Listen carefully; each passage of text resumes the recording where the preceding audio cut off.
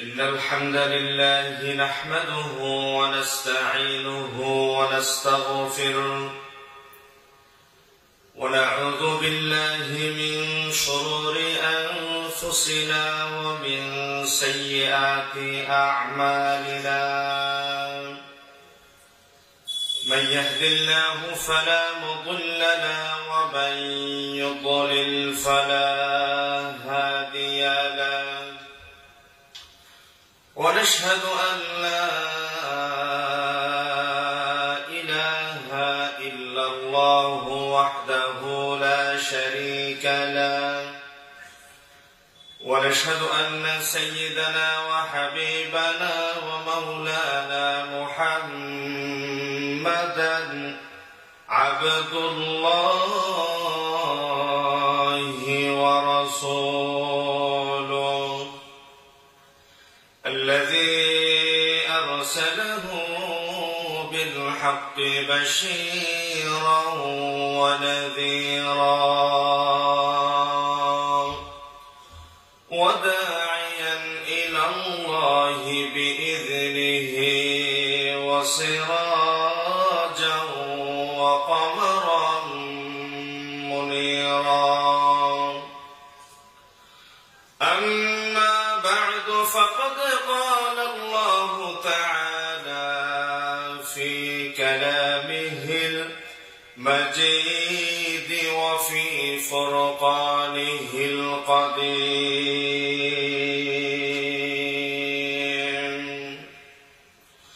أعوذ بالله من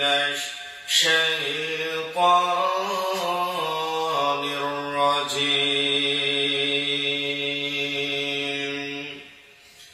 بسم الله الرحمن الرحيم.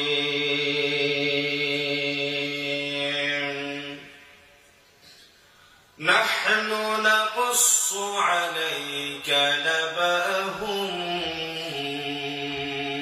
بالحق إنهم فتية آمنوا بربهم وزدناهم هدى.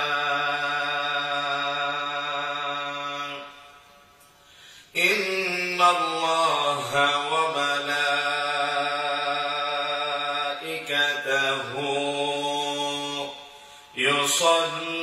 يصلون على النبي يا أيها الذين آمنوا صلوا عليه وسلموا تسليما. اللهم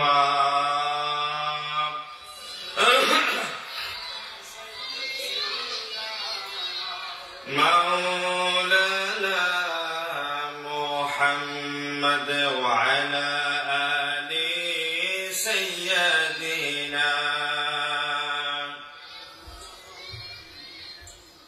प्राण खोले जुरे जुरे मोहब्बत अल्लाहुम्मा सल्ली अला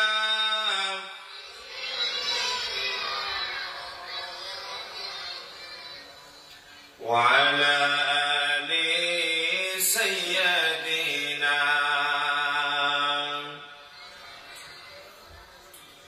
आकाश होते चाँद नेमेছে মামিনার কোলে আধার রাতে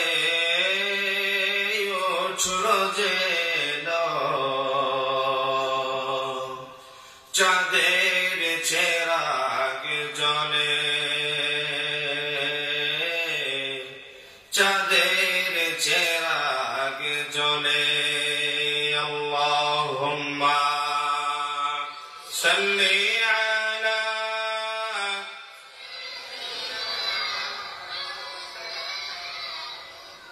وعلى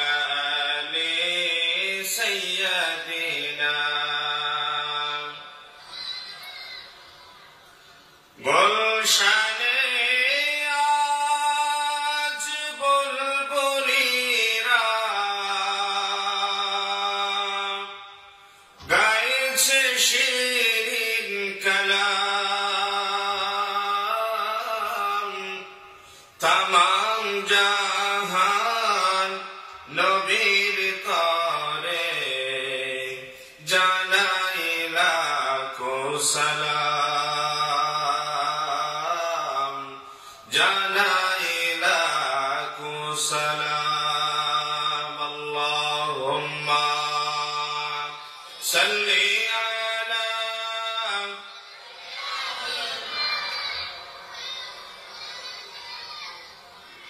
وعلى آل سيدنا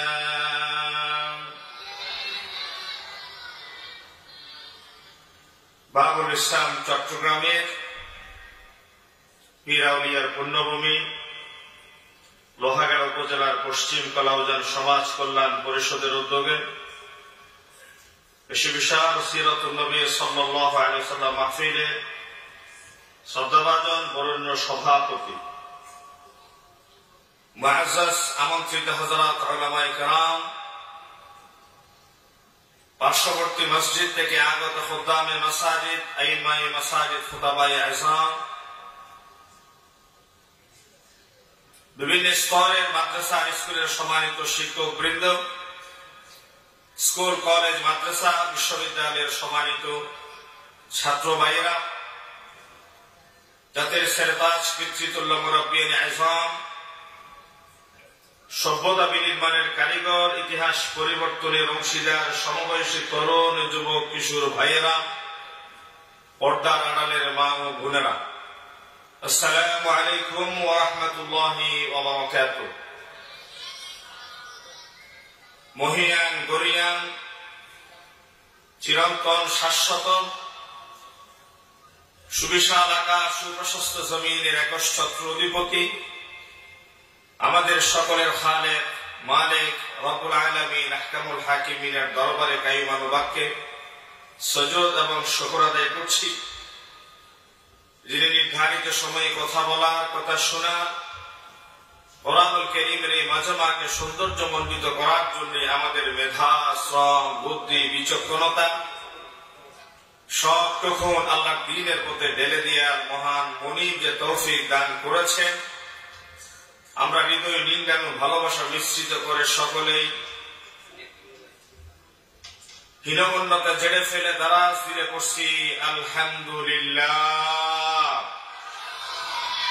রব্বানা লাকাল হামদ হামদান কাসীরান তাইয়িবান মুবারাকান ফী।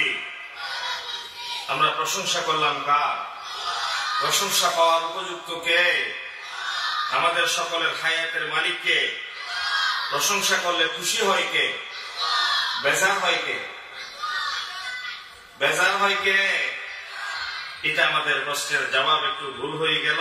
আল্লাহ তাআলা আমাদের অনিচ্ছাকৃত ভুলের জন্য মাফ করুক, সকলে বলে আমিন। আমরা যেহেতু মানুষ, ইনসান শব্দটা মুশতাক হয়েছে নিসিয়ান থেকে, ভুলে যাওয়া, ভুল করা, এটা মানুষের স্বভাব।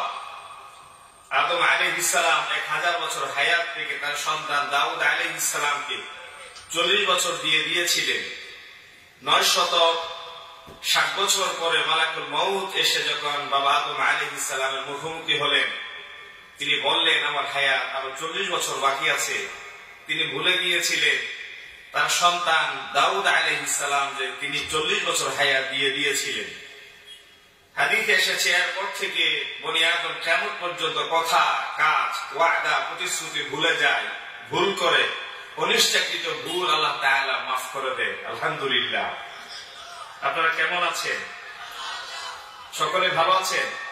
পেছনের ভাইরা কথা বলেন, আপনারা কি মন খারাপ? পেছনের ভাইদের মন খারাপ? আপনারা কেমন আছেন? আলহামদুলিল্লাহ, আল্লাহ তাআলা আমাদের ভালো রেখেছেন। আল্লাহ তাআলা আমাদের ভালো রাখার একমাত্র মালিক। কল্যাণ ও কল্যাণ, ভালো মন্দের ফয়সালা হয় কার হাতে? আমরা আমাদের জীবনের সবটুকু ফয়সালা আল্লাহ তাআলার কুদরতি হাতে সুপর্দ করলাম। আল্লাহর ফয়সালা মেনে আমাদের ঈমানের উপর জীবন অতিবাহিত করার তৌফিক দান করুন, সকলে বলি আমিন। পশ্চিম কলাউজান আজকে দেখিয়ে দিয়েছে ঐতিহাসিক সিরাতুন নবী সাল্লাল্লাহু আলাইহি ওয়াসাল্লাম মাহফিল করে। এখনো মানুষ কোরআনের পক্ষে, এখনো মানুষ দ্বীনের পক্ষে, এখনো মানুষ ইসলামের পক্ষে। দ্বীন বিদ্বেষীরা যতই ইসলামকে, কোরআনকে, আল্লাহর আইনকে জমিন থেকে ফু দিয়ে নিভিয়ে দিয়া উৎখাত করার ষড়যন্ত্র করে, তত বেশি কোরআন পক্ষে, কোরআনের সমর্থকরা কোরআনের পক্ষে নিজের সমর্থন ব্যক্ত করে আল্লাহর জমিনে তারা সাক্ষী দিয়ে যাচ্ছে। ঠিক কিনা বলেন? আল্লাহর কোরআনের পক্ষে নিজেদের অবস্থান জানান দিয়ে আল্লাহ তাআলার প্রিয় বান্দাদের কাতারে আমাদের শামিল হওয়ার তৌফিক দান করুক, সকলে বলি আমিন। প্রিয় ভাই হাসিব গত 7 তারিখ কুমিল্লার লাকসামে কথা বলছিল। স্বঘোষিত সন্ত্রাস মস্তান কোরআনের মাহফিলে এসে বাধা দিয়ে আমার প্রিয় ভাইয়ের মুখের মাইক কেড়ে নিয়েছিল। আল্লাহ কোরআনের মাহফিলকে বাধাগ্রস্ত করে হাজার হাজার তৌহিদি জনতাকে কোরআনের আলোচনা শোনা থেকে বঞ্চিত করে দিয়েছিল।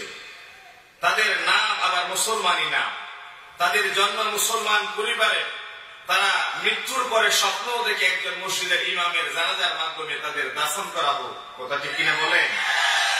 নামদারি কিছু কুলাঙ্গার মুনাফিক মুসলিম পরিবারে জন্মগ্রহণ করে মুসলিম নাম ধারণ করে মুনাফিকি আচরণ করেন ইসলাম এবং মুসলিম উম্মার ক্ষতি সাধনের জন্য এজেন্ডা নিয়ে তারা মাঠে নেমেছে। ঠিক কিনা বলেন? কোরআনের পক্ষের সমর্থকরা নাস্তিক কোরআন বিদ্বেষীরা তাদের এজেন্ডা নিয়ে মাঠে নামলেন।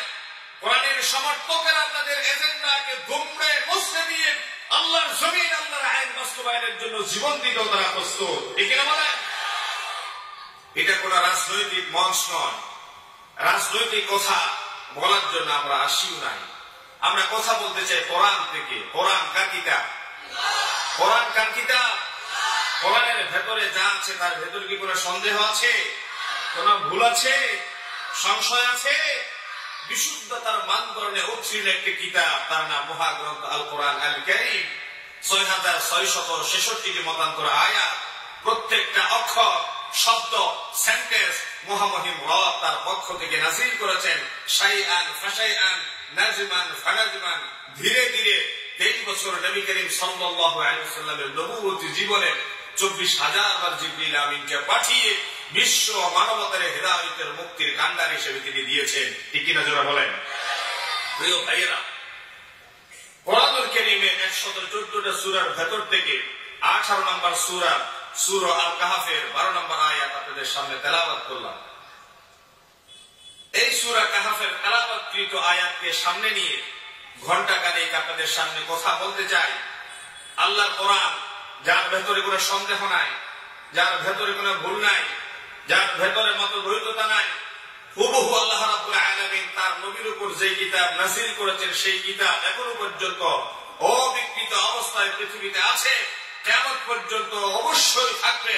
কোন কুলাঙ্গার, কোন ভাষাবিদ, কোন সাহিত্যিক, কোন দিন বিদ্বেষী কোরআনের ভেতরে একটা অক্ষর যোজন বা বিয়োজনের সাহস বা সুযোগ পাবে না। ঠিক কিনা বলেন? কারণ কোরআন নাযিল করেছেন কে এবং কোরআনের হেফাজতের দায়িত্ব গ্রহণ করেছেন সে আল্লাহ। আমরা কোরআন থেকে কথা শুরু করি। আল্লাহ রাব্বুল আলামিন আপনাদের সামনে কোরআনুল কারীমের যে আয়াত তেলাওয়াত করলাম সেই আয়াতের ভেতরে তিনি বলছেন, আজ আমি তোমাদের সামনে একটা কিসসা, একটা কাহিনী বর্ণনা করতে চাই। সেই কাহিনী তাদের ব্যাপারে যারা জালেমের জুলুমের ভয়ে গুহার ভেতরে ঈমান রক্ষার প্রয়োজনে আশ্রিত ছিল। তাদের ঈমানকে আল্লাহ তাআলা বহু গুণে বাড়িয়ে দিয়ে মাথা উঁচু করে পৃথিবীর সামনে দাঁড়াবার সাহস জুগিয়েছিল। ওই সমস্ত যুবকদের কাহিনী আল্লাহ তাআলা আমাদেরকে শোনাচ্ছেন। কোরআনুল কারীমের সেই সত্য সুন্দর কাহিনী আপনাদেরকে শোনাতে চাই এবং পরিশেষে এই গল্পের ভেতর থেকে, এই কিসসা কাহিনীর ভেতর থেকে আল্লাহ তাআলা আমাদের জন্য কি শিক্ষা রেখেছেন তা উদ্ঘাটন করার এবং আমল করার চেষ্টা করব। আল্লাহ তাআলা কোরআনুল কারীমের ভেতর বলা ইনফরমেশন, টেকনোলজি, তথ্য, তত্ত্ব, জ্ঞান ভান্ডার উপলব্ধি করে আমল করার তৌফিক দান করুক বলে আল্লাহুম্মা আমিন। কাহাফ শব্দের অর্থ হচ্ছে গুহা, টানেল। আর আসহাবে কাহাফ মানে হচ্ছে যারা গুহার ভিতরে আশ্রিত ছিল। 7 জন যুবক জালেমের জুলুম থেকে বাঁচার জন্য ঈমান রক্ষার প্রয়োজনে আল্লাহর নির্দেশে গুহার ভিতরে দীর্ঘদিন পর্যন্ত আশ্রিত ছিল। ওই সমস্ত গুহার ভিতরে আশ্রিত যুবককে বলা হয় আসহাবে কাহাফ। নবী করিম সাল্লাল্লাহু আলাইহি ওয়াসাল্লাম ইহুদির প্রশ্নের মুখোমুখি হয়ে ইহুদিরা নবী করিম সাল্লাল্লাহু আলাইহি ওয়াসাল্লামের কাছে এসে প্রশ্ন করে আসহাবে কাহাফের কাহিনী শোনার জন্য। আল্লাহ তাআলা সেই কাহিনী রাসূলের মাধ্যমে ইহুদিদের জবাব দিয়েছেন। কোরআনুল কারীমে তার পূর্ণাঙ্গ ইতিহাস বিবৃত আছে। আজকে আপনাদের সামনে তার ঘটনা তুলে ধরতে চাই। বিশ্বনবী সরওয়ার কায়নাত রাহমাতুল লিল আলামিন 610 খ্রিস্টাব্দে হেরা গুহা থেকে একটি পরশপাথর মহাগ্রন্থ আল কোরআন আল কারীমের ওহী নিয়ে তার সমাজে তিনি আবির্ভূত হন। 40 বছর পর্যন্ত তাকে উপাধি দেওয়া হয়েছিল আল আমিন। 40 বছর পরে হেরা গুহা থেকে যখন তিনি পরশপাথর মহাগ্রন্থ আল কোরআনের আয়াত নিয়ে আবির্ভূত হলেন, রাতারাতি মুহাম্মদ সাল্লাল্লাহু আলাইহি ওয়াসাল্লামকে তার উপাধি দিল মোহাম্মদ গণক, মোহাম্মদ জাদুকর, মোহাম্মদ পাগল। আচ্ছা, তারা বলেন আমার রাসূল কি পাগল ছিলেন? আওয়াজ দিয়ে শুনতে চাই, আমার রাসূল কি গণক ছিলেন? আমার রাসূল কি জাদুকর ছিলেন? তৎকালীন সময়ে তাদের আদর্শের পরিপন্থী স্রোতের বিপরীতে নবী করিম সাল্লাল্লাহু আলাইহি ওয়াসাল্লাম যখন হেরা গুহা থেকে কোরআনুল কারীমের আয়াত নিয়ে তাদের সামনে উপস্থাপন করলেন, হেরা গুহা থেকে আসার আগ পর্যন্ত তার উপাধি ছিল আল আমিন, বিশ্বাসী। হেরা গুহা থেকে ওহী নিয়ে আসার পরে তাকে বলা হলো পাগল। তাহলে এই কোরআন আল কারীম বিশ্বনবী মুহাম্মদ সাল্লাল্লাহু আলাইহি ওয়াসাল্লামকে আল আমিন উপাধি থেকে রাতারাতি পাগল উপাধিতে ভূষিত করেছিল, ঠিক কিনা বলেন?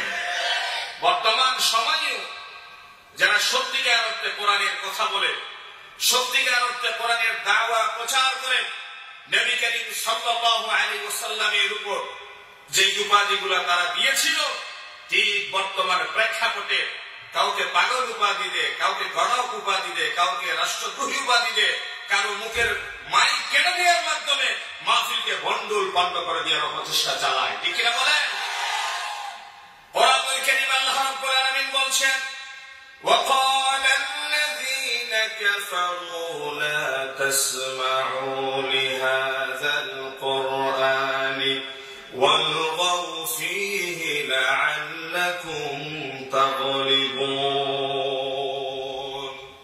কাফেররা একে অপরকে বলাবলি করে মুহাম্মদ সাল্লাল্লাহু আলাইহি ওয়াসাল্লাম যা কথা বলেন, কোরআনুল কারীম থেকে যা তেলাওয়াত করে, যেই জায়গায় কোরআনুল কারীমের ব্যাপারে গবেষণা হয়, চর্চা হয়, ওই জায়গায় গিয়ে তোমরা কথা শোনা থেকে বিরত থাকো।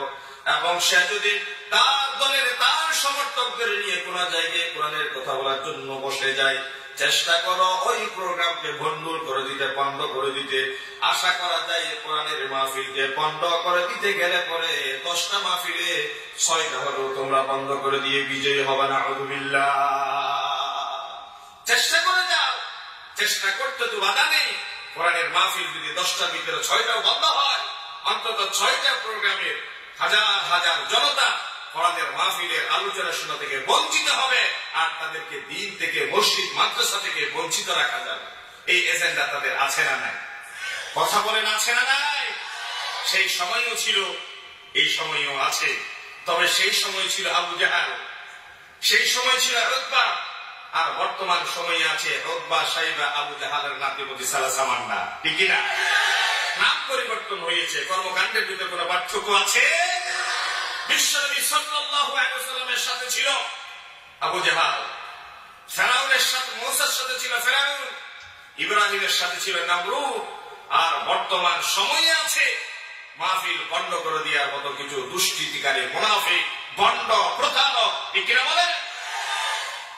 তারাও তাদের কর্মসূচি বাস্তবায়নের জন্য সামনে এগিয়ে আসে, আর আল্লাহর দ্বীনের পথে জানবাজ কর্মী হয়ে আল্লাহর কোরআনের কথাগুলো পৌঁছে দেবার জন্য আমরা জীবন বাজি রেখে সামনে যাই। কথা ঠিক কিনা বলেন? আল্লাহ আমাদের কথাগুলো আমল করার তৌফিক দান করুক, আমিন।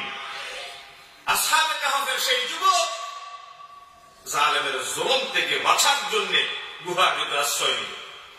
নবী করিম সাল্লাল্লাহু আলাইহি ওয়াসাল্লামকে নবুয়তের এই ধারা টেস্ট করার জন্য, পরীক্ষা করার জন্য আবু জাহাল, আবু লাহাব, উতবা, সাইবা, নজর ইবনে হারিস, উকবা ইবনে আবি মুঈত এক জায়গায় একত্রিত হয়ে গোল মিটিং করে বলে যে মুহাম্মদ যা কথা বলে মনে হয় সত্য কথা বলে।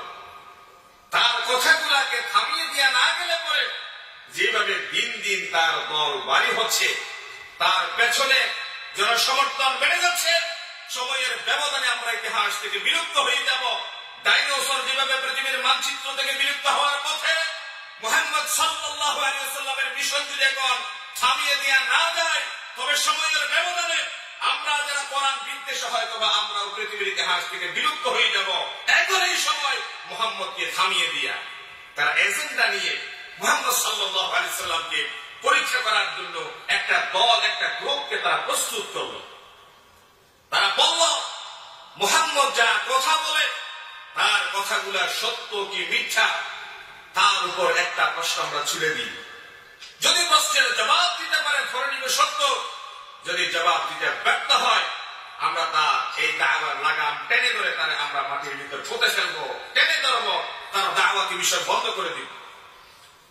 একজনে বলে, আচ্ছা ঠিক আছে, তোমার কথা বুঝলাম। আমরা যা কল্পনা করি, আমরা যা ভাবি, মুহাম্মদ তো রাত্রিবেলায় কাছ থেকে যেন সেই কথাগুলো শিখে পরবর্তী দিন আমাদের সেই ভাবনার, সেই কল্পনার জবাব অটোমেটিক্যালি সে দিয়ে দেয়। এখন কোন প্রশ্ন করবো যে প্রশ্ন দিয়ে তারা আটকানো যায়?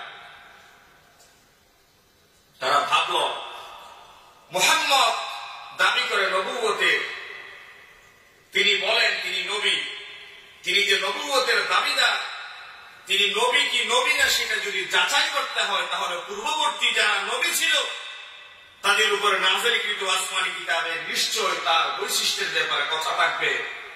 পূর্ববর্তী কিতাব তাওরাত, জবুর, ইনজিল, আর পূর্ববর্তী নবীদের অনুসারী যারা তাদেরকে বলা হয় ইহুদি এবং খ্রিস্টান। কি বলা হয়? ইহুদি এবং খ্রিস্টান।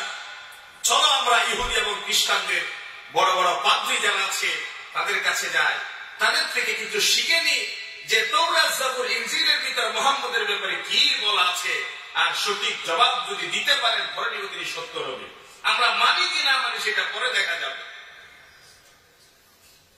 পরামর্শ সবাই বসে গেল সকলে।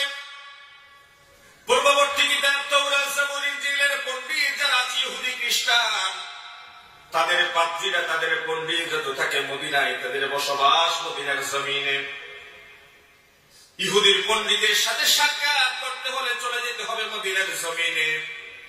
আর আমাদের ভেতরকার প্রত্যুৎপন্নমতি উপস্থিত বুদ্ধি সম্পন্ন কাউকে বাছাই করে তোমরা মদিনায় পাঠিয়ে দাও। ইহুদি এবং খ্রিস্টানদের পণ্ডিতদের সাথে দেখা করবে, কিছু প্রশ্ন নিয়ে আসবে, সেই প্রশ্নগুলো নিয়ে মুহাম্মদের সামনে থ্রো করা হবে। মুহাম্মদ যদি জবাব দিতে পারে, জবাব দিতে না পারে আমরা তখন ডিসিশন নিব আলাদা।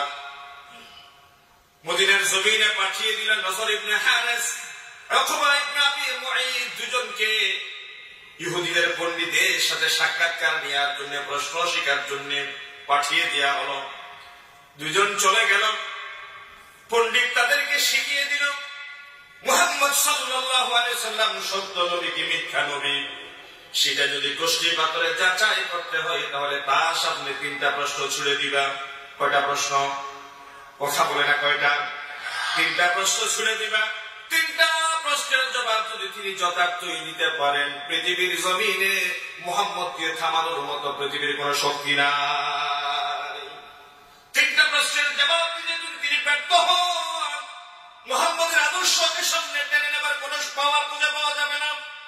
এই তিনটা প্রশ্নের ভিতরে তার আদর্শ বিলীন হয়ে যাবে। প্রথম প্রশ্ন শিখিয়ে দিল, মুহাম্মদের কাছে গিয়ে তোমরা জানতে চাইবে জালেমের জুলুমের বইয়ে ঈমান রক্ষার প্রয়োজনে যে কতক যুবক গুহার ভিতরে আশ্রয় গ্রহণ করেছিল, ওই সমস্ত গুহার ভিতরে আশ্রিত যুবকদের কাহিনী আমাদেরকে জানাও। আসহাবে কাহাফের কাহিনী মুহাম্মদ তুমি আমাদেরকে শোনাও। দুই নম্বর প্রশ্ন, মুহাম্মদ সাল্লাল্লাহু আলাইহি সাল্লামের কাছে গিয়ে বলবা মাগরিব থেকে মসজিদ, জুনুব থেকে শামাল পর্যন্ত সমগ্র দুনিয়ায় সফর করে এসেছে, ভ্রমণ করে এসেছে এমন একজন ব্যক্তির কাহিনী মুহাম্মদ তুমি আমাদেরকে জানাও। কয়টা কেন? দুইটা প্রশ্ন। তিন নম্বর প্রশ্ন শিখিয়ে দিলাম, একজন মানুষ জীবিত কি মৃত সেটা বোঝার কোন উপায় নাই। একজন মানুষ ততক্ষণ জীবিত থাকে যতক্ষণ তার দেহে রূহ তথা প্রাণ থাকে। রূহ যখন বের হয়ে যায়, প্রাণ বায়ু যখন বের হয়ে যায়, মা বাবারা 7 দিনের মাথায় 14 দিনের মাথায় আকিকা দিয়ে আত্মীয় স্বজনকে একত্রিত করে ডাকডোর পিটিয়ে সুন্দর একটা নাম নির্ধারণ করে সেই নামটাকে ভুলে যায়। জানাজার মাঠে যখন লাশ উপস্থিত হয় তখন করিমউদ্দিন সরিফউদ্দিন উপস্থিত হয়ে যায়, কথা বলা হয় না। সকলকে মসজিদের মাইক থেকে অ্যানাউন্স করা হয়, লাশ মাটির উপস্থিত, কেউ যদি জানাজা পড়তে যাও তাড়াতাড়ি চলে আসো। কথা ঠিক কিনা বলেন? মানুষ মারা যাওয়ার সাথে সাথে তার জীবনের সাথে থাকা 70-80 বছরের নামটা ভুলে যায় মানুষ। এখন বান্দার নাম থাকে না, নামটা হয়ে যায় ডেড বডি, নামটা হয়ে যায় লাশ।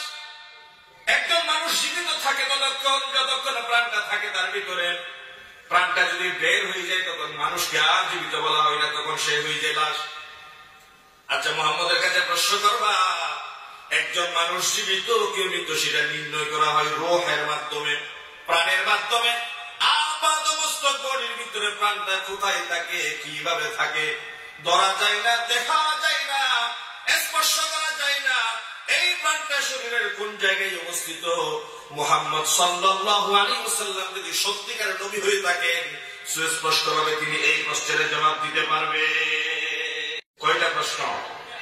3টা প্রশ্নের জবাব তোমার মুহাম্মদের কাছে চাইবে। দিতে পারলে নবী, দিতে না পারলে ভণ্ড প্রতারক। নজর ইবনে হারিস, উকবা ইবনে আবি মুঈত 3টা প্রশ্ন নিয়ে ছুটে আসলো মক্কার জমিনে। তারা আসতে দেখে তার দোষর, তার বন্ধু, তার সতীর্থরা হুমড়ি গিয়ে পড়ল যে মুহাম্মদকে এখনই বুঝে আসার সময়। এই 3টা প্রশ্ন তার কাছে গিয়ে করি, আর কি জবাব দেবে দেখি।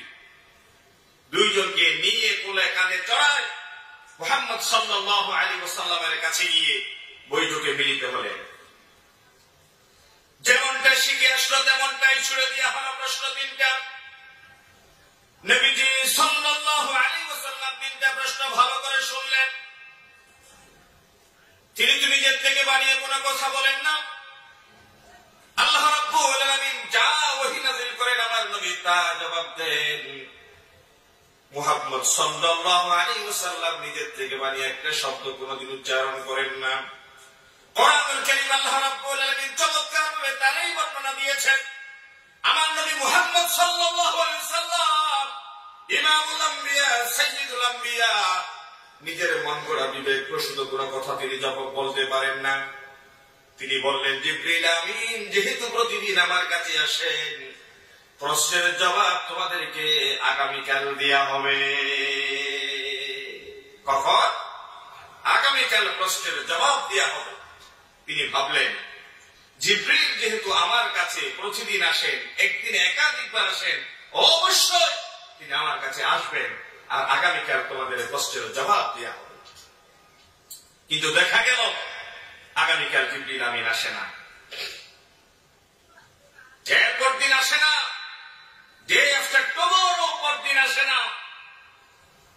নবী করিম সাল্লাল্লাহু আলাইহি ওয়াসাল্লাম আশ্চর্য হয়ে গেলেন, কি ব্যাপার, কি হলো, জিবরিল কেন আসে না?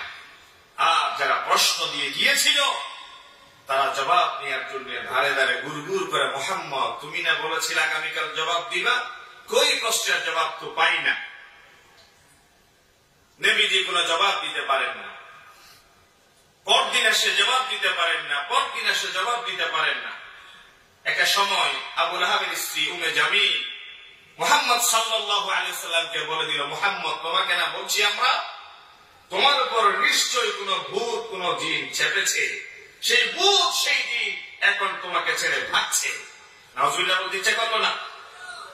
আচ্ছা আপনারা বলেন, আমার রাসূলের উপর কি কোন জিন ভর করেছে, কোন ভূত ভর করেছে?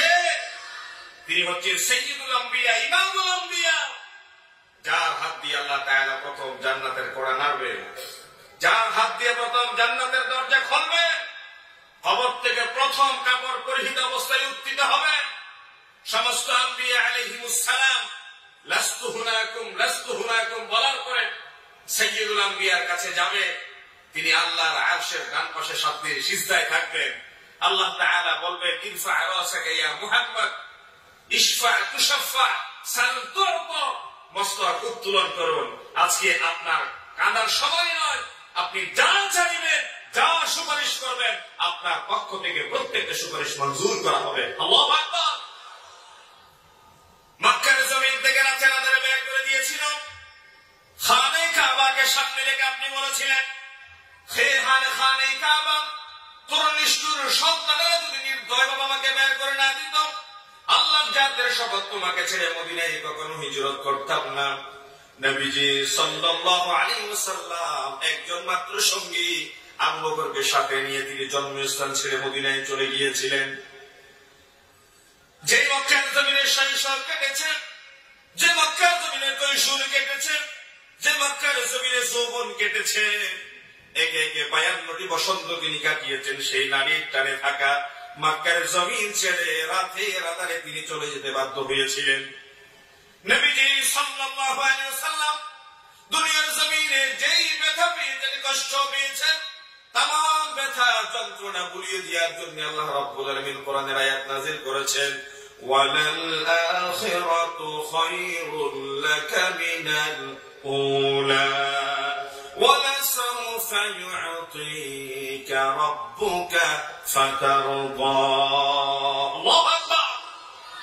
আজকে আপনার চেহারা কালো করার সময় নয়, চেহারা মলিন করার সময় নয়। সমস্ত প্রাপ্তি আজকে আপনার কাঁধের উপর উঠিয়ে দেওয়া হবে। আজকে সমস্ত সম্মান মর্যাদার মুকুট আপনার মাথায় উঠিয়ে দেওয়া হবে। আল্লাহু আকবার। নবীজি সাল্লাল্লাহু আলাইহি ওয়াসাল্লাম সুপারিশ করবেন, উম্মতদেরকে জান্নাতে নিয়ে যাবেন। আল্লাহু আকবার। সে রাহমাতুল লিল আলামিন প্রথম জান্নাতে প্রবেশ করবে, উম্মতদেরকে জান্নাতে নিয়ে যাবে। কবর থেকে কাপড় পরিহিত অবস্থায় প্রতামত দিতে হবে। সেই রাসূল কি পাগল হতে পারে? সেই রাসূল কি গরক হতে পারে? সেই রাসূল কি বানিয়ে টুনিয়ে কথা বলতে পারে? আমার নবী নিজের থেকে বানিয়ে একটা শব্দ, একটা অক্ষর বলেন নাই।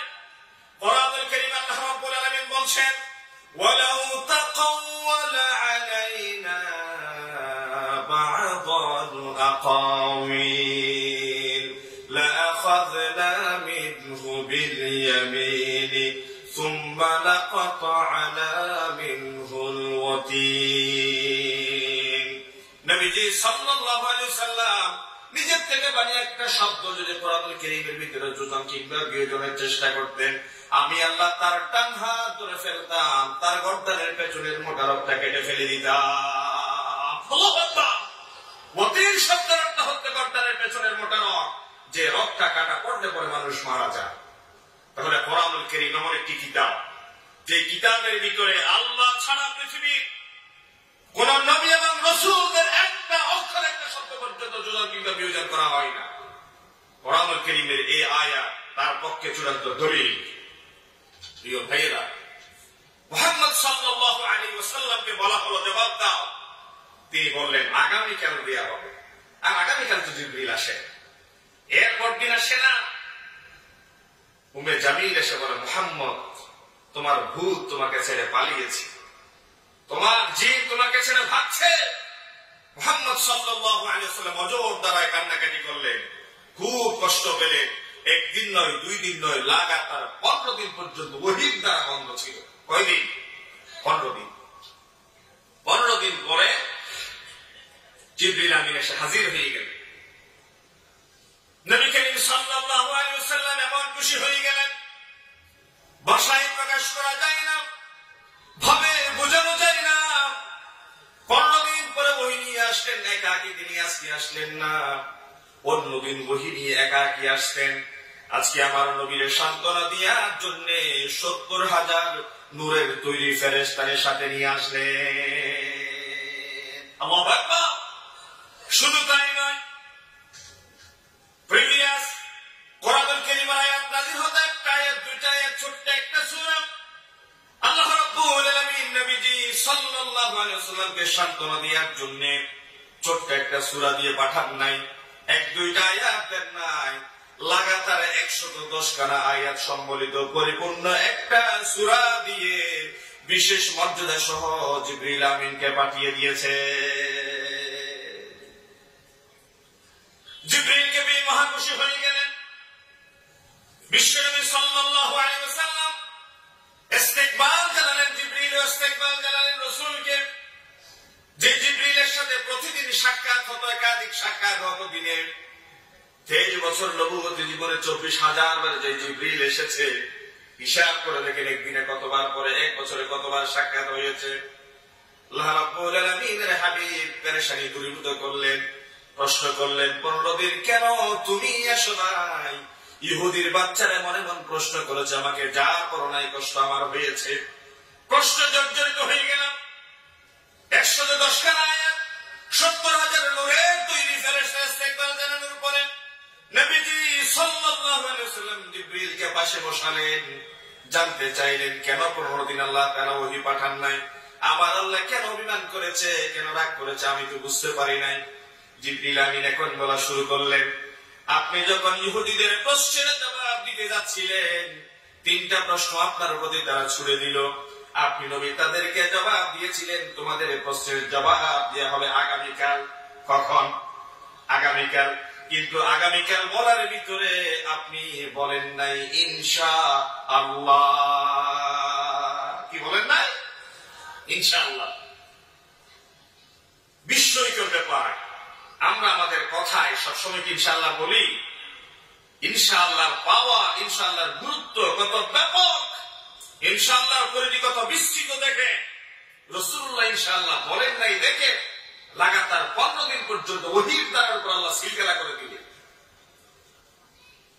কোরআনের কারিমের আয়াত নাযিল হয়ে গেল, ইন ফিউচারের কোন কথা যদি বলতে হয়, ভবিষ্যতের কোন কথা যদি আপনাকে মুখে আনতে হয়, ওয়ালা তাকুলান্না লিশাইইন ইন্নী ফাইলু যালিকা গাদা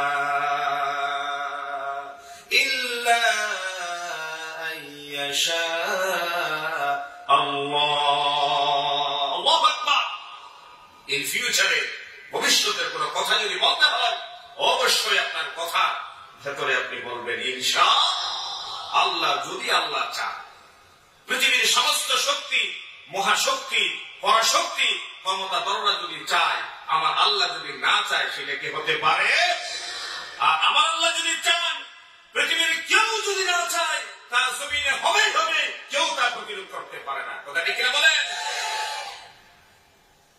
কোরআনুল কারীম আল্লাহ তাআলা নবীজি সাল্লাল্লাহু আলাইহি ওয়াসাল্লামকে অর্ডিন্যান্স জারি করে, আয়াত নাযিল করে বলে দিলেন, আপনি সহ কিয়ামত পর্যন্ত আপনার উম্মাহ তাগত জনগোষ্ঠী ইন ফিউচারের কোন কথা বলতে গেলে অবশ্যই তারা যেন বলে কথার শুরুতে ইনশাআল্লাহ।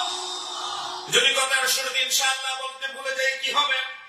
কোরআনুল কারীমে তার দিক নির্দেশনাও দিয়ে দিয়েছেন, ওয়াযকুর রাব্বাকা ইযা নাসিতা ওয়া কুল আসা আই ইয়াহদিয়ানি রাব্বি লিআকরাবা মিন হাযা রাশাদা। কেউ যদি কথার শুরুতে ইনশাআল্লাহ বলতে ভুলে যায়, কথার মাঝখানে, কাজের মাঝখানে যখনই তার মনে পড়বে, সাথে সাথে যেন সে বলে না ইনশাআল্লাহ। কারণ ইনশাআল্লাহ এমন একটা গুরুত্বপূর্ণ ব্যাপার, আপনার পূর্ণ কাজটা আল্লাহর উপরে সুপর্দ করে দিয়া, আর আল্লাহর উপর বান্দা যে কাজটা সুপর্দ করে দিবেন, আমার আল্লাহ বান্দার কল্যাণে অবশ্যই তা বাস্তবায়ন করে দিবে। বান্দা যদি নিজের স্বাবলম্বী মনে করে, বান্দা যদি নিজের পরিপূর্ণ মনে করে আল্লাহর উপর আস্থা এবং বিশ্বাস হারিয়ে ফেলে, আবার আল্লাহর প্রতি কাজটা ন্যস্ত না করে, আল্লাহ রাব্বুল আলামিন ওই কাজের জিম্মাদার বান্দার উপর ছেড়ে দে। তোর কাজের জিম্মাদারি তোর উপর ছেড়ে দিলাম, তোর শক্তিতে, তুই ধনে, তোর জলে পারলে তুই করে দেখা। কোরআনুল কারীম আল্লাহ রাব্বুল আলামিন এই জন্য বলছেন, ওয়ামা তাশাউনা ইল্লা আইয়াশা আল্লাহু রাব্বুল আলামিন। দুনিয়ার তামাম শক্তি পরাশক্তি চাইলেও আমার আল্লাহ যদি না চাই, তা কশিন গেল বাস্তবায়ন হতে পারে না। পারে? আল্লাহ বলছে, বান্দা খাওয়াই করে আমি, বাঁচিয়ে রাখলাম আমি, অক্সিজেন দিলাম আমি, তোর নিষিদ্ধ কার্বন ডাই অক্সাইড গাছের জন্য খাদ্য বানালাম আমি, মায়ের পেটের ভিতরে সন্তানকে সুরক্ষা দিলাম আমি, ঘর ভর্তি মানুষের জন্য রিজিকের বন্দোবস্ত করলাম আমি। তুই যখন ঘুমিয়ে যাস, তখন সাপ, বিচ্ছু, পিঁপড়া আপনার চারিপাশে ঘুরঘুর করে, কিন্তু একটা মশা, একটা মাছি, একটা পিঁপড়া, একটা বিচ্ছু যদি কোন মানুষের ঘুমের করে কানের ভিতরে ঢুকে যায়, তার কষ্টের সীমা থাকে না। ঠিক কিনা বলেন? কিন্তু আল্লাহ তাআলা বান্দার কতটা সুরক্ষা দিয়েছে, কতটা সেফটি সিকিউরিটি দিয়েছেন, বান্দা যখন ঘুমিয়ে যায় তখন বান্দার মুহাফেজের দায়িত্ব হয়ে যায় আল্লাহ। আল্লাহু আকবার। বান্দা যখন সজাগ সচেতন থাকে তখন সাপ বিচ্ছু থেকে বাঁচার জন্য সে নিজের হাত দিয়ে তাড়া, লাঠি দিয়ে পিটায়। আর যখন ঘুমিয়ে যায় তখন সে নিয়ন্ত্রণহীন হয়ে যায়। তখন বান্দার নিয়ন্ত্রক হয়ে যায় কে? আমার আল্লাহ বলছেন ফাইনা তাযহাবু, তুই আমি আল্লাহর ছেড়ে কোথায় যাস? যাদের সন্তান নাই তারা সন্তানের জন্য পীরের কাছে যায়, বাবার কাছে যায়, মাজারের কাছে গিয়ে সিজদায় লুটিয়ে পড়ে। এরকম আমাদের কাছে নাই মনে হয়, আমাদের দেশে নাই। আচ্ছা আপনারা বলেন, আমরা সন্তানের জন্য পীরের কাছে গিয়ে সিজদা দিই, মাজারের কাছে গিয়ে হাত টানি। মানুষের পরিচয় হচ্ছে মানুষ আশরাফুল মাখলুকাত। মানুষ নিঃসন্তান হলে পরে হতাশ হয়ে 10 বছর 20 বছর পরে সে তাবিজ তুমারের দিকে ঝুঁকে পড়ে, সে মাজারের কাছে গিয়ে পীরের কাছে গিয়ে হাত টানে। সন্তান যদি কোনোভাবে পেয়ে যায়, পীরের প্রতি মাজারের প্রতি তার ভক্তিটা বহুগুণ বেড়ে যায়। আচ্ছা তারা বলেন, আমাদের দেশে গরু আছে, কুকুর আছে, ছাগল আছে। একটা কুকুর বছরে কয়টা বাচ্চা দেয়? 5-7টা, 10টা দেয় কিনা? কথা বলেন না, দেয় কিনা? আচ্ছা বলেন, একটা কুকুর পৃথিবীর কোন পীরের কাছে গিয়ে বায়াত দিয়েছিল? কোন মাজারের কাছে গিয়ে মানত করেছিল? একটি গরু প্রতি বছর বাচ্চা দেয়। পৃথিবীর কোন গরু কি কোন মাজারের কাছে গিয়ে সিজদা দিয়েছিল? কোন পীরের কাছে হাদিয়া দিয়েছিল? তাহলে একটা কুকুর যদি সে বছরে 8-10টা বাচ্চা কোন মাজারের কাছে না গিয়ে গ্রহণ করতে পারে, একটা গাভী যদি প্রতি বছর কোন পীরের হাতে হাদিয়া না দিয়ে যদি বাচ্চা গ্রহণ করতে পারে, তাহলে আশরাফুল মাখলুকাত কেন কোন ওসিলা ছাড়া আল্লাহর সাহায্যে বাচ্চা গ্রহণ করতে পারবে না? ঠিক কিনা বলেন?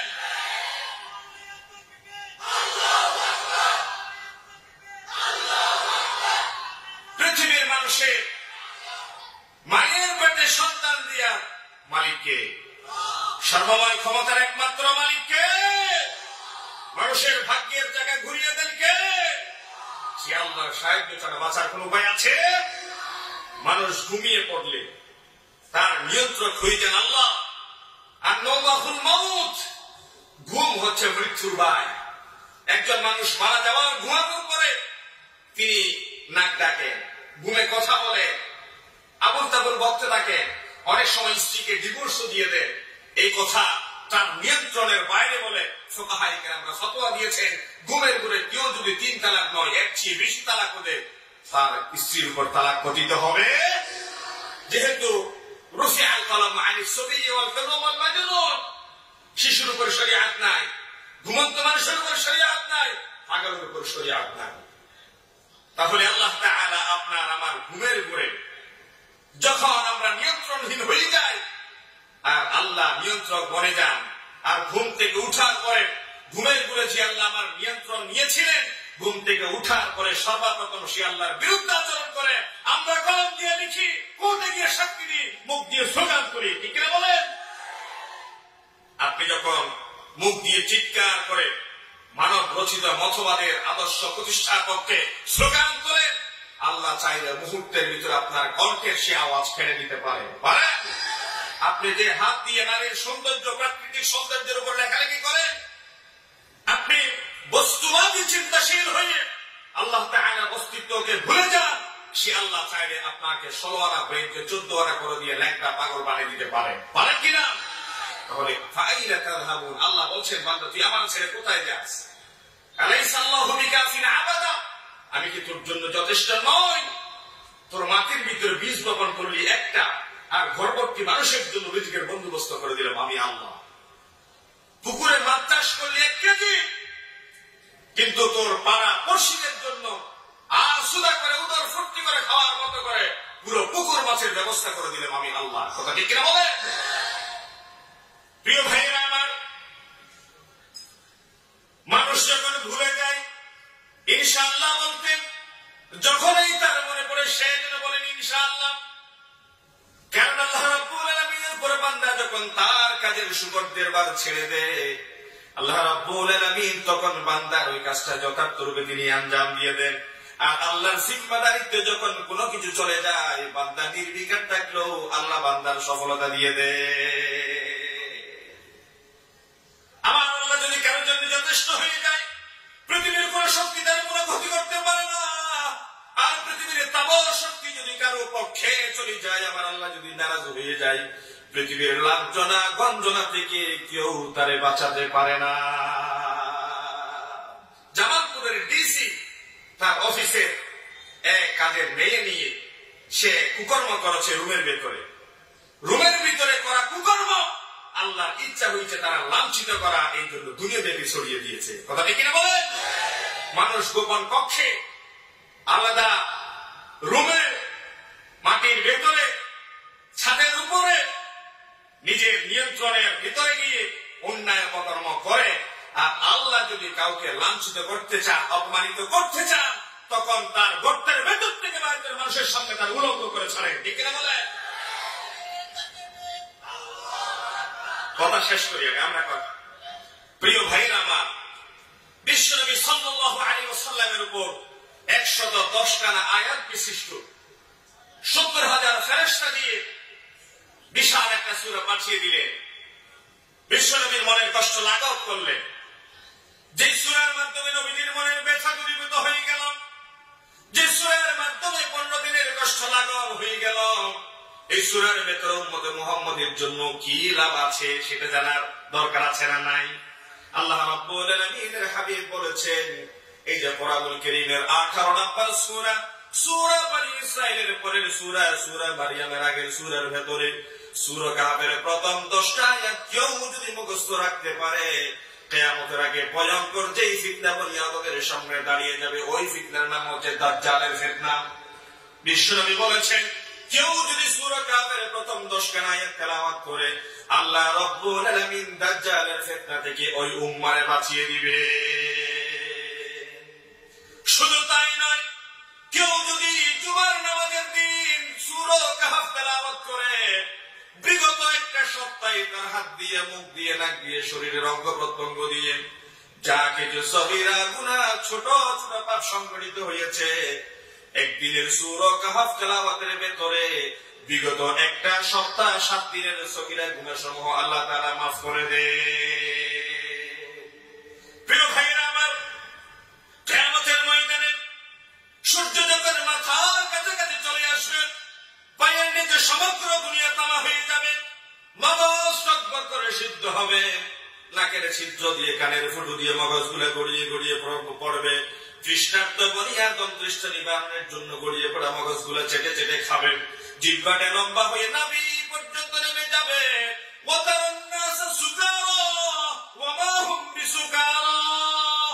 মানুষ একজন আরেকজনকে দেখবে সে পাগল হয়ে গিয়েছে। আমার আল্লাহ বলছেন, আসলে সেই পাগল নয়, ভয়ঙ্কর নিদারুণ আযাবের যন্ত্রণায় সেই হিতাহিত জ্ঞান ভুলে গিয়েছে। প্রিয় ভাইরা আমার, ইয়াউমা ইয়াফিরুল মারউ মিন আখিহি ওয়া উম্মিহি ওয়া আবিহি ওয়া সাহিবাতিহি ওয়া বানিহি লিকুল্লি ইমরিইন মিনহুম ইয়াউমাইযিন শানুন ইউগনি। মা বাবা সন্তানের কথা ভুলে যাবে, স্বামী স্ত্রীর কথা ভুলে যাবে, ভাই বোন একজন আরেকজনকে স্মৃতি থেকে হারিয়ে ফেলবে, ইয়া নাফসি করবে। ভয়ঙ্কর কঠিন বিভীষিকাময় পরিস্থিতিতে জাহান্নামের আগুন থেকে বাঁচার জন্য যখন পালাও ইয়াকুলুল ইনসানু ইয়াওমাইযিন আইনাল মাফার, পালাবার রাস্তা কোথায়, পালাবার জায়গা কোথায়? ওই দিন কেউ যদি দুনিয়ার জমিনে সূরা কাহফের প্রথম 10টা আয়াত মুখস্থ রাখতে পারে, আল্লাহ রাব্বুল আলামিন দাউ দাউ করা প্রজ্বলিত আগুন থেকে তারে বাঁচিয়ে দিবে। আচ্ছা বলেন, সূরা কাহফের প্রথম 10টা আয়াত এই ফজিলত গ্রহণের জন্য আপনার মুখস্থ করতে রাজি আছেন? কথা বলেন, রাজি আছেন? আজকের থেকে সিদ্ধান্ত গ্রহণ করেন। বিশ্বনবী সাল্লাল্লাহু আলাইহি ওয়াসাল্লাম সব সময় আল্লাহর কাছে ফরিয়াদ করতেন, আল্লাহুম্মা ইন্না নাউযু বিকা মিন আযাবিল কবর ওয়া মিন ফিতনাতিল মাহইয়া ওয়াল মামাত ওয়া মিন ফিতনাতি মাসিহিদ দাজ্জাল। দাজ্জালের ভয়ঙ্কর ফিতনা থেকে, মৃত্যু এবং কবরের আযাব থেকে তিনি আশ্রয় প্রার্থনা করতেন। দাজ্জাল এমন পাওয়ারফুল দাজ্জাল যে তার হাত এক পাশে থাকবে জান্নাত আর এক পাশে থাকবে জাহান্নাম। তার আইডিওলজির পরিবর্তে কেউ যদি কথা বলার চেষ্টা করে, তারাই কেটে তার জাহান্নামে ফেলবে, প্রকৃত সেটা আল্লাহর জান্নাত। আর কেউ যদি তার পক্ষাবলম্বন করে তার হাতে থাকা জান্নাতে তারা ঠেলে দিবে, আর প্রকৃত অর্থে সেটা হবে আল্লাহর জাহান্নাম। আল্লাহ আমাদের হেফাজত করে বলি আমিন। তাহলে সূরা কাহফের অ্যাটলিস্ট প্রথম 10টা আয়াত আমরা সকলে শিখে নিব তো? কথা বলেন, শিখে নিব তো? আলেম ওলামা পীর বুজুর্গদের ধন্য এই কলাউজনের জমিন, লোহাগাড়ার এই জমিন, আলেম ওলামা পীর বুজুর্গদের পুণ্যভূমি। আমাদের ভাইয়েরা যা বলেন তা করে দেখান। অতীতে আমাদের ভাইয়েরা ইসলামের পক্ষে, কোরআনের পক্ষে তাদের সমর্থন ব্যক্ত করে তারা প্রমাণ দিয়েছে তাদের ভেতরে ঈমান মজবুত আছে, ঠিক কিনা বলেন? বর্তমানেও তারা যদি আল্লাহর জাহান্নামের আযাব থেকে বাঁচার জন্য প্রত্যয় ব্যক্ত করে নিজের জীবন দিয়ে হল ইসলামের পক্ষে তা মানার জন্য তারা চেষ্টা করবে। কথা ঠিক কিনা বলেন? আল্লাহ আমাদেরকে মেনে চলার তৌফিক দান করুক, আমিন। এখন আপনাদের সামনে সেই কাঙ্ক্ষিত ইতিহাস আমরা শুরু করছি। নবী করিম সাল্লাল্লাহু আলাইহি ওয়াসাল্লামের সামনে 3টা প্রশ্ন ছুড়ে দেওয়া হয়েছিল। তার প্রথম প্রশ্ন ছিল, গুহার ভিতরে আশ্রিত ওই 7 জন যুবকের কাহিনী আমাদেরকে শোনাও, যে যুবকরা জালেমের জুলুম থেকে বাঁচতে চেয়েছিল, ঈমান রক্ষা করতে চেয়েছিল। আপনারা বলেন, আল্লাহ তাআলা তার রাসূলকে যেই কাহিনী, যে ইতিহাস শোনাতে চাচ্ছে, সেই ইতিহাস কি মিথ্যা হতে পারে? সেই ইতিহাসের ভিতর কি কোনো অতিরঞ্জন কোনো কিছু থাকতে পারে? সেই ইতিহাসের ভেতর কি বাড়াবাড়ি থাকতে পারে? আসুন আমরা সেই ইতিহাস শুরু করি।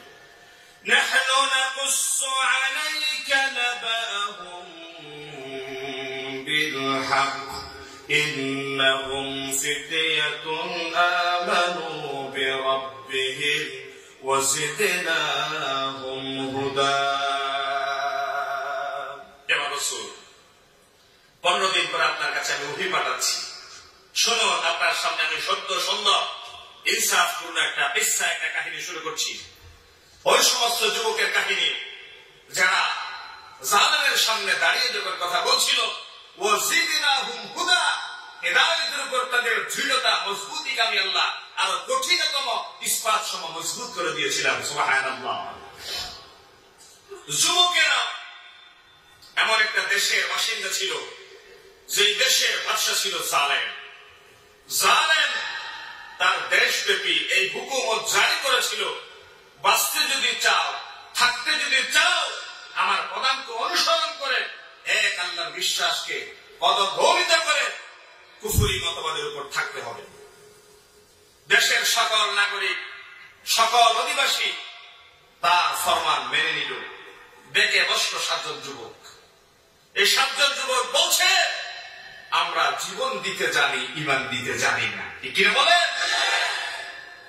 অথচ বর্তমান প্রেক্ষাপটে আমরা যখন কোরআনের পক্ষে কথা বলি, আমরা যখন আল্লাহর দ্বীনের পক্ষে সমর্থন ব্যক্ত করি, ই নিয়ে বিনিয়ে চল চাতুরি করে, কলা কৌশল করে কিভাবে করে আমার নেতাকে বাঁচানো যায়, কিভাবে আমার হিকমতপূর্ণ কথার ভেতর দিয়ে চল চাতুরির আশ্রয় গ্রহণ করা যায়, কিভাবে সত্যকে আড়াল করা যায়, আমরা তা চিন্তা করি, ঠিক কিনা বলে? অথচ আল্লাহ কোরআন কি বলছে? আল্লাহ কোরআন বলছে, সত্যের, ইনসাফের সব নির্দেশনা এসেছে আল্লাহর পক্ষ থেকে। তোমরাই শ্রেষ্ঠ জাত, তোমাদেরকে পৃথিবীতে সৃষ্টি করা হয়েছে, পাঠানো হয়েছে যেন তোমরা সত্য সুন্দর ইনসাফের পথে তোমাদের সমর্থন ব্যক্ত করতে পারো।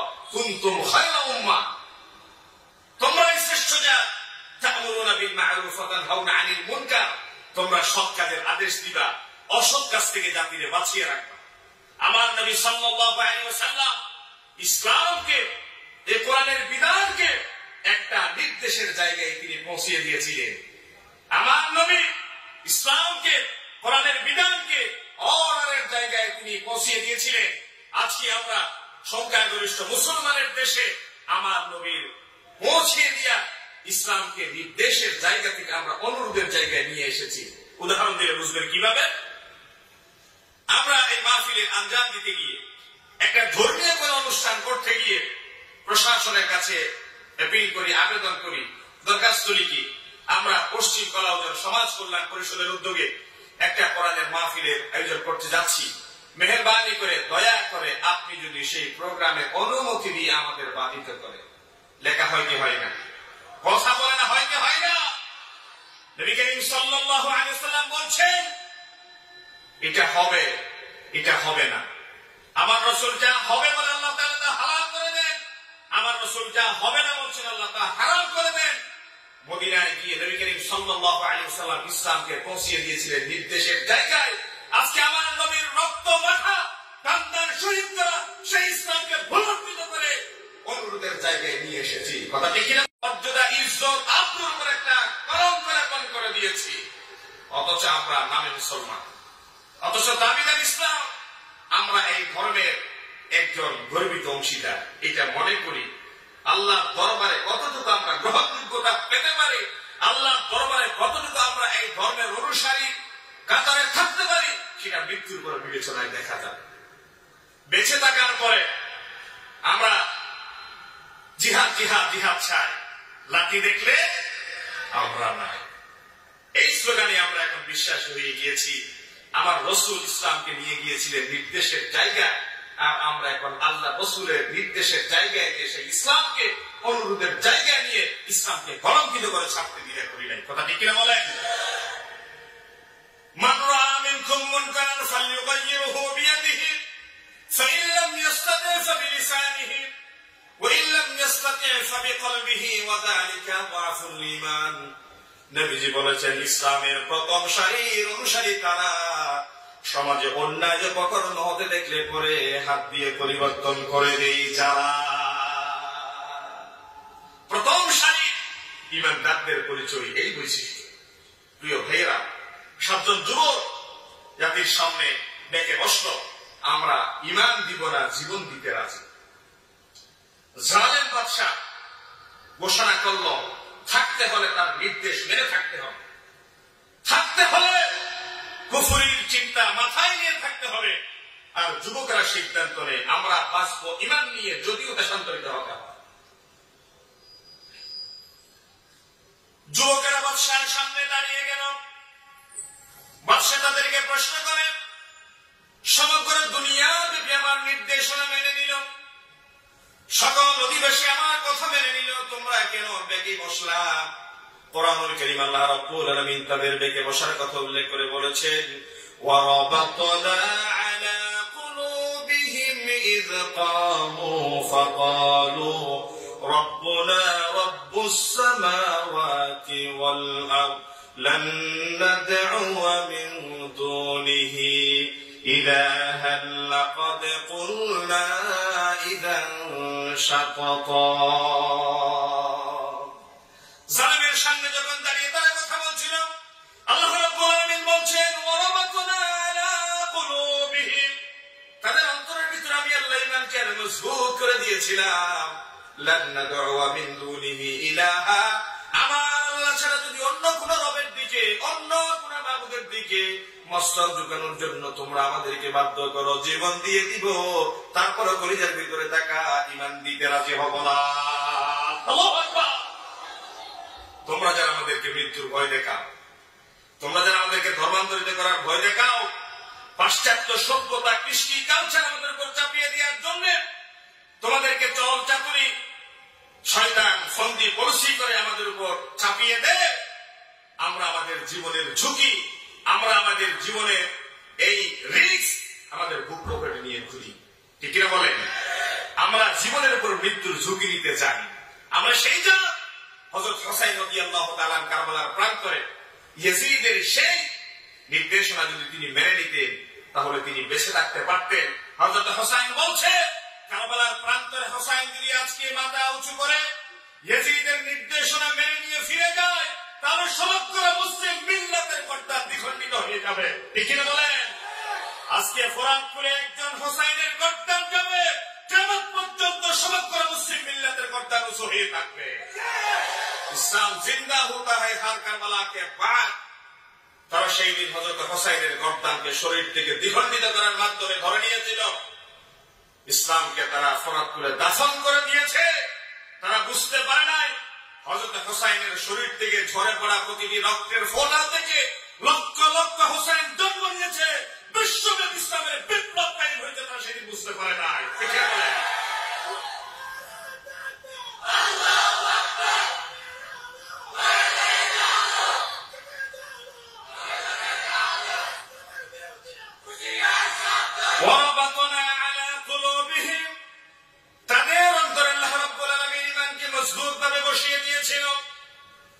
তারা চেয়েছিল ঈমান দিবে না, জীবন দিয়ে দিবে। জালেম বাদশা তাদের কথা দৃঢ়তা বুঝতে পেরে বলল, আমার রাজপ্রাসাদে ডেকে নিয়ে এসে তোমাদের উপর যদি শাস্তি প্রয়োগ করি, মানুষ আমার ব্যাপারে ধারণা করবে দুর্বল চিত্তের মানুষগুলোকে প্রাসাদে নিয়ে এসে শাস্তির মুখোমুখি করা হলো। আজকে ছেড়ে দিলাম, 7 দিন একটা সপ্তাহ সময় দিলাম, হয় 7 দিন পরে সে আত্মসমর্পণ করে ধর্মান্তরিত হবা, নতুবা 7 দিন পরে তোমাদেরকে শুলিতে চড়িয়ে হত্যা করা হবে। 7 জন যুবক প্রাসাদ থেকে বের হয়ে গেল। একজন আরেকজনের সাথে পরামর্শ করে, এই জনপদে আর থাকা যাবে না, বাসযোগ্য হয়ে গিয়েছে। সামনের দিকে রওনা দিয়ে দিল। একজন আরেকজনকে বলে, ঘর ছেড়ে দিলাম, বাড়ি ছেড়ে দিলাম, সহায় সম্পদ ত্যাগ করলাম, 2 চোখ যেদিকেই দেখে ওই দিকে আজকে আমাদের পথ চলা। রওনা দিয়ে দিল। হাঁটছে, অনবরত হাঁটছে।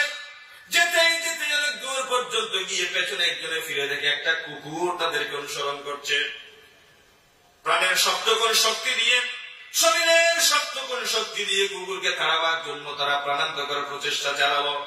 তারা দৌড়াইলে কুকুর কিছু দূর পেছনে দৌড়ে যায়, আবার তারা হাঁটলে কুকুর পেছনে পেছনে তাদেরকে অনুসরণ করে। একবার দৌড়ায়, 2বার দৌড়ায়, 3বার দৌড়ায়। কুকুর যখন তাদের পিছু ছাড়ে না, তারা বলে, যাক কুকুর আমাদের সাথে আসুক। যেতেই যেতেই সামনে পেল একটা গুহা। গুহার ভিতরে দিয়ে তারা আশ্রয় গ্রহণ করলো। একটু থামলো। কুকুরও তাদের পিছু পিছু গিয়ে গুহার মুখে কুকুর দাঁড়িয়ে যায়।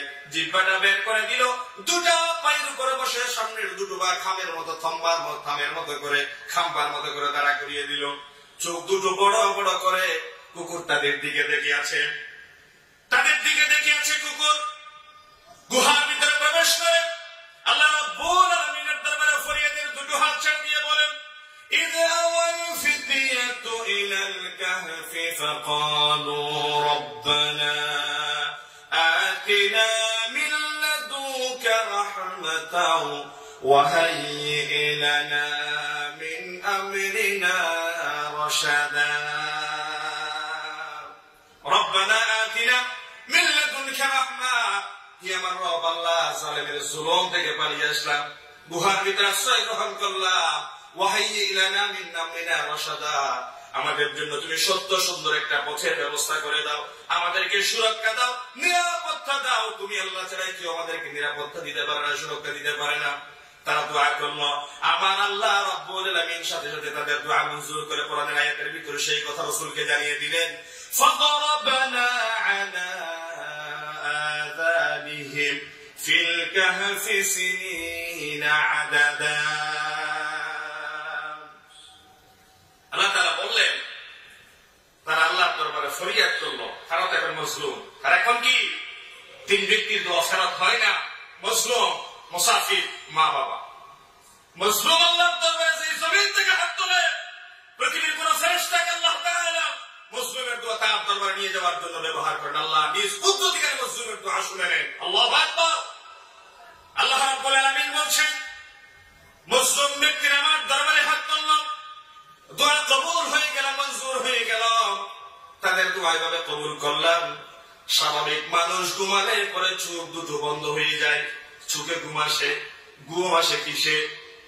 কথা বলে না, ঘুম কিসে আসে? চোখে ঘুম আসে। কিন্তু আল্লাহ রাব্বুল আলামিন ব্যতিক্রমী দোয়া কবুল করলেন, ফাদরাবানা আলা আযানিহিম ফিল কাহফ, গুহার ভিতরে যে সমস্ত যুবকরা ছিল আমি আল্লাহ তাদের কানে ঘুম এনে দিলাম। আল্লাহু আকবার। ঘুম এনে দিল কিসে? কানে। তোমাকে কি দরকার কথা? কানে কেমনে ঘুম আসে? মুফাসসিরিনে কেরামরা কলম ধরেছেন, তাদের চোখগুলা ছিল খোলা, কানগুলা ছিল বন্ধ। একজন শ্রমিক রিক্সাওয়ালা, ঠেলাওয়ালা, দিনমজুর মেহনতি মানুষ, সারাদিন পিঠপাটায় পরিশ্রম করে রিক্সা চালিয়ে জোহরের নামাজের পরে খেয়ে একটুখানি রিক্সার উপর বিশ্রাম নিল। রাস্তা এক সংকুচিত ছিল, রিক্সাটা রাস্তার মাঝখানে ছিল। পেছন দিক থেকে একটা কার গাড়ি এসে পিট পিট পিট পিট করে বসে দিল। এই রিক্সাওয়ালার ঘুম কিছুক্ষণের মাথায় থেকে গেল। কষ্ট করে ঘুম থেকে উঠে গেলেন, রিক্সা সরাই দিয়ে তিনি রাস্তা খুলে দিলেন। কথাটি কিনা বলেন? আল্লাহ রাব্বুল আলামিন বলছে, আমি তাদের চোখে ঘুম দিলাম না, তাদের কানে ঘুম দিলাম, যেন করে দুনিয়ার কোন আওয়াজ কোন শব্দ, কোন সাউন্ড তাদের চোখের ঘুম, তাদের কানের ঘুম ভাঙাতে না পারে। আল্লাহর সুন্দর একটা পরিকল্পনা ছিল, কানে ঘুম এনে দিলে পরে কোন সাউন্ড যদি তাদেরকে ডিস্টার্ব করতে না পারে তাদের ঘুম ভাঙবে না। কারণ এই ঘুমের ভিতরে কতদিন থাকবে, কিভাবে থাকবে, সুন্দর একটা পরিকল্পনা আল্লাহ ছিল কি ছিল না? ছিল। আমার সময় শেষ। মাহফিলের একটা আদব হচ্ছে অন্তত 10 মিনিট আগে স্লিপ দিয়ে, 10 মিনিটে বলে 10 মিনিটে আলোচনা শেষ। তাহলে শেষ করে দিই। আমি 5টা মিনিটের মধ্যে আলোচনা শেষ করে দিচ্ছি। তারা গভীর ঘুমে আশ্চর্য হল। এক ঘুমে কোরআনুল কারীম বলছে তারা ছিল 309 বছর। কয় বছর? ফিল কাহফি সিনিনা আদাদা। আল্লাহ তাআলা বলেন কয়েক বছর আমি তাদেরকে ঘুমে রেখে দিলাম। আল্লাহ বলছেন কয়েক বছর। আল্লাহর ঘুম যদি আল্লাহ যদি বলেন কয়েক বছর ঘুমে রেখে দিয়া, আল্লাহর কয়েক বছর এটা কি কোনো স্বাভাবিক বছর? বিশ্বনবী বলেছেন আনা ওয়াসাআতু কাহাতাইন, আমি এবং কিয়ামত দুই আঙ্গুল যেভাবে পাশাপাশি ঠিক সেইভাবে। আপনারা বলেন আমার রাসূল আজকে দুনিয়া থেকে চলে গিয়েছে ১৫০০ বছর হয়ে গেল। কয় বছর? ১৫০০ বছর। দুই আঙ্গুল যেভাবে পাশাপাশি, রাসূল বলছেন আমি এবং কিয়ামত ঠিক এভাবে পাশাপাশি। ১৫০০ বছর যদি এভাবে পাশাপাশি হয় তাহলে দূরে যদি বলতেন সেটা কত হাজার বছর ভিতরে আল্লাহ ভালো জানেন। ঠিক আল্লাহ তাআলা বলছেন ফিল কাহফি সিনিনা আদাদা, কয়েক বছর গুহার ভিতরে আমি তাদেরকে ঘুম পাড়িয়ে রাখলাম। তাহলে কয়েক বছর কত হয়? কোরআনুল কারীম আল্লাহ রাব্বুল আলামিন তার জবাব দিলেন ক্বালা কাইলুম মিনহুম কাম লাবিসতুম, আমরা কতদিন ঘুমেছিলাম, কতদিন পরে উঠলাম? একজনে বলে লাবিসনা ইয়াওমান আও বা'দা ইয়াওম, আমরা একদিন ঘুমালাম অথবা অর্ধদিন ঘুমালাম। কিন্তু কোরআনুল কারীম এসেছে তারা ঘুমিয়েছে 309 বছর। কয় বছর? 309 বছর এক ঘুমে তারা কাটিয়ে দিল। নিরাপত্তার মালিক কে? এক ঘুমের ভিতরে আল্লাহ তাআলা 309 বছর রেখে দিলেন। আপনারা প্রশ্ন করতে পারেন 309 বছর পরে যদি তারা ঘুম থেকে উঠে তাহলে বাদশার লোকজন কি তাদেরকে খোঁজে নাই? মাটি কি তাদেরকে খেয়ে শেষ করে দেয় নাই? বৃষ্টির পানিতে কি তারা ভিজে নাই? দুনিয়ায় কোন মানুষ কি তাদেরকে কোনদিন সামনাসামনি দেখে নাই? ওই গুহার পাশ দিয়ে কি কেউ যায়নি? প্রশ্ন আছে কি নাই? কথা বলেন আছে কি নাই? আল্লাহ তাআলা আপনাদের প্রশ্নের জবাব আজ থেকে ১৫০০ বছর আগে দিয়ে দিয়েছেন। وَتَرَى الشَّمْسَ إِذَا طَلَعَت تَّزَاوَرُ عَنْ كَهْفِهِمْ ذَاتَ الْيَمِينِ وَإِذَا غَرَبَت تَّقْرِضُهُمْ ذَاتَ الشِّمَالِ। আমি আল্লাহ গুহার ভিতরে এমন ভাবে তাদেরকে ঘুম পাড়িয়ে দিলাম, সূর্য যখন উদিত হতো তাদেরকে ডান থেকে বাম করতাম, সূর্য যখন অস্ত যেত তাদেরকে আবার বাম থেকে ডান করে দিতাম। সূর্যের আলো যেদিক থেকে পড়তো ওই পাশ আমি আল্লাহ তাদেরকে ঘুরিয়ে দিতাম। সূর্য অস্ত গেলে পরে গুহার মুখে সূর্যের আলো পড়বে, এই জন্য আমি তাদেরকে আবার উপাস করে দিতাম। আল্লাহু আকবার। যালিকা মিন আয়াতিল্লাহ, কেউ যেটা পারে না সেটা পারে আমি আল্লাহ। এটি আমার সিম্পটম, এটা আমি আল্লাহর নিদর্শন। মান ইয়াহদিল্লাহু ফাহুয়াল মুহতাদ, আমি আল্লাহ যারা হেদায়েত দিই কেউ তারে গোমরাহ করতে পারে না। ওয়া মান ইউদ্লিল ফালা তাজিদ লাহু ওয়ালিয়াম মুরশিদা, আমার আল্লাহ যদি কারোর সামনে হেদায়েতের রাস্তা সংকুচিত করে দেন তারে কেউ সঠিক পথ দেখাতে পারে না। হেদায়েতের মালিক কে? সুরক্ষা দিয়ে একমাত্র মালিক কে? আমার আল্লাহ বলছেন মান ইয়াহদিল্লাহ ফাহুয়াল মুহতাদ, আমি আল্লাহর ডিসিশন ছিল তাদেরকে রক্ষা করা, এই জন্য 309 বছর গুহার ভিতরে ঘুম পাড়িয়ে রাখি। প্রিয় ভাইয়েরা, যে কুকুর গুহার মুখে দাঁড়ানো ছিল সেই কুকুরকে আল্লাহ রাসূলের সামনে বর্ণনা করে দেখাচ্ছেন কিভাবে। দেখেন ওয়াতাহসাবুহুম আইকানুহুম রুকু', যে কুকুর তাদের সামনে দণ্ডায়মান ছিল সেই কুকুরকে যদি আপনি দেখতেন আপনি ভয় পেয়ে যেতেন। কুকুরের ছিল চোখ খোলা, মানুষগুলোর ছিল চোখ খোলা। লাবিত্তালা'তা আলাইহিম লাওয়াল্লাইতা মিনহুম ফিরারা ওয়া কালবুহুম বাসিতুন যিরাইহি বিল ওয়াসিদ, কুকুরটার মুখে আল্লাহ তাআলা এতটা হিংস্র ভাব দিয়ে দিয়েছিলেন কুকুর দেখলে মানুষ ভয়ে পালিয়ে যেত। আল্লাহু আকবার। লাবিত্তালা'তা আলাইহিম লাওয়াল্লাইতা মিনহুম ফিরারা, যদি কুকুরকে আপনি দেখতেন তাদেরকে ঘুমন্ত অবস্থায় আপনি সামনাসামনি দেখতেন, লাওয়াল্লাইতা মিনহুম ফিরারা, আপনি আপনি নবী অবশ্যই ভয়ে পালিয়ে যেতে, ভয় পেয়ে আপনি নবী পালিয়ে যেতেন। 309 বছর পর্যন্ত পাহারারত ছিল এই কুকুর। আমরা জানি জান্নাত হচ্ছে মানুষের জন্য, জাহান্নাম হচ্ছে মানুষের জন্য। কোন গাছ বৃক্ষ তরুলতা কোন প্রাণীর জন্য জাহান্নাম নয়। কিন্তু মুসা আলাইহিস সালামের লাঠি জান্নাতে যাবে, ঈসা আলাইহিস সালামের গাদা জান্নাতে যাবে, আসহাবে কাহফের এই কুকুর জান্নাতে যাবে। প্রশ্ন আসতে পারে আসহাবে কাহফের এই কুকুর কেন জান্নাতে যাবে? মুফাসসিরিনে কেরামরা কলম ধরেছেন, জবাব দিয়েছেন এভাবে। 7 জন ঈমান রক্ষার জন্য যুবক জালেমের জুলুমের ভয়ে ঈমান রক্ষার প্রয়োজনে গুহার ভিতরে যে তারা আশ্রয় গ্রহণ করেছে, ঈমানদারদের পাহারা দেওয়ার জন্য 309 বছর পর্যন্ত যে কুকুর জীবনের ঝুঁকি নিয়ে তাদেরকে পাহারা দিল, আল্লাহ রাব্বুল আলামিন ঈমানদারদের পাহারা দেওয়ার বিনিময়ে তাদেরকেও তাদের সাথে জান্নাত দিয়ে দিলে। তাহলে একজন দাঈকে, একজন ঈমানদারকে, একজন মুফাসসিরকে যদি সমর্থন ব্যক্ত করেন, একজন মুফাসসিরের রক্ষার জন্য আন্দোলন সংগ্রাম স্লোগান দেন, আল্লাহ রাব্বুল আলামিনের এই জমিনে কোরআন রক্ষার স্লোগানে যদি শামিল হন, কোরআন রক্ষার মিছিলে যদি আপনারা সমর্থন ব্যক্ত করেন, আসহাবে কাহফের সঙ্গী কুকুর যদি জান্নাতে যায়, এই কোরআন রক্ষার মিছিলে যদি আপনিও শামিল হতে পারেন, আল্লাহ রাব্বুল আলামিন মুমিনদের সাথে আপনারও জান্নাত দিয়ে দিবে। সন্দেহ আছে? ইয়া আইয়ুহাল্লাযীনা আমানু সুবিরু وصابروا ورابطوا واتقوا الله لعلكم تفلحون।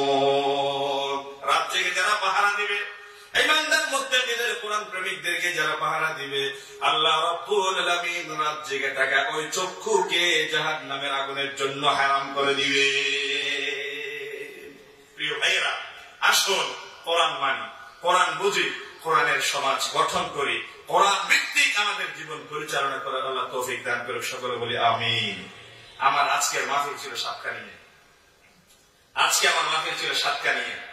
আমি হাসিবুর রহমান, মৌলানা শরীয়তুল্লাহ জিহাদি, আমরা 3 জন ছিলাম সাতকানিয়ায় একটা জায়গায়। ওই প্রোগ্রামটা কোনো কারণে হচ্ছে না। আমি একটা প্রোগ্রামে বসেছিলাম, রাত্রে একটা মিটিং এ আমার এক ভাই ফোন করলো, আপনাকে কষ্ট করে আসতে হবে।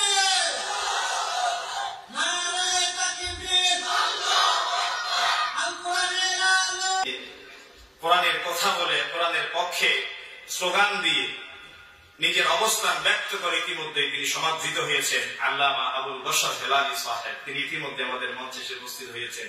আল্লাহ প্রিয় ভাইকে সুস্থতার সাথে দরাজ দিলে হিম্মত নিয়ে কথা বলার, যে কথাগুলা তিনি ওই মাহফিলে বলতে পারেন নাই, ওই কথাগুলা সহ এখানে যেন বলতে পারেন, আল্লাহ সাহস দেন, শক্তি দেন, তৌফিক দান করুন। সকলে বলি আমিন।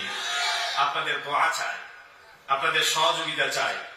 আপনাদের দোয়া সহযোগিতা যদি থাকে, 90% মুসলমানের এই দেশে, যে দেশে মুসল্লিদের ফজরের ঘুম ভাঙে মসজিদের সুমধুর কণ্ঠে আজানের ভেতর, যে দেশে 90% মুসলমান রাত্রিবেলায় ঘুমাতে যায় এশার সালাত জামাত আদায়ের মাধ্যমে, ওই দেশে ইসলাম এবং মুসলিম উম্মাহ সমন্বয়ে সাধিত হলে কোরআন এবং সুন্নাহ বিরোধী কোন এজেন্ডা এই সমাজে বাস্তবায়ন হতে পারে না এবং পারে না। ঠিক না বলে? ইসলাম এবং মুসলমানের ফলপ্রসূ একটা পরিবেশ আল্লাহ তাআলা আমাদের হাত দিয়ে গঠন করার তৌফিক দান করুন। বলি আমিন। ওয়া মা আলাইনা ইল্লাল বালাগ। আসসালামু আলাইকুম ওয়া রাহমাতুল্লাহি তাআলা ওয়া বারাকাতুহু।